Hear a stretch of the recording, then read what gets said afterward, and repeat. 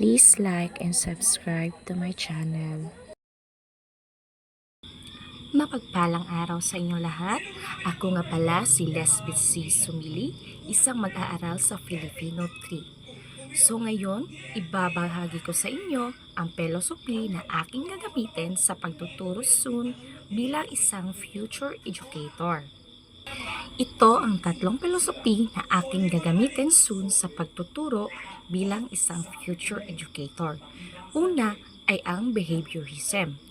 Naniniwala ako na ang pagkatuto ng mga mag-aaral ay nakasalalay sa kanilang kapaligiran at ang paulit-ulit na pagsasanay ay nakakatulong upang mahubog ang kanilang pag-uugali. Bilang isang guro, sa susunod, maaari kong gamitin ang mga gantimpala at parusa upang hikayatin ang positibong asal ng mga mag-aaral. Halimbawa na dito ay ang pagbibigay ng pagpuri o gantimpala sa mahusay na gawaing akademiko upang mapalakas ang kanilang motibasyon. Pangalawa ay ang progressivism. Binibigyang diin nito ang aktibong pagkatuto sa pamamagitan ng karanasan.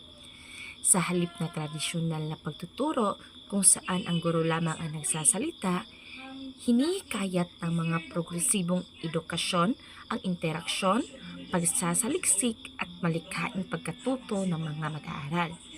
Halimbawa nito ay ang sa halip na simpleng talakayan, gagamit ako o ang guro ng hands-on activities, group discussion at real-life application upang mas maunawaan ng mga mag-aaral ang kanilang mga aralin. At ang panghuli naman ay reconstructionism.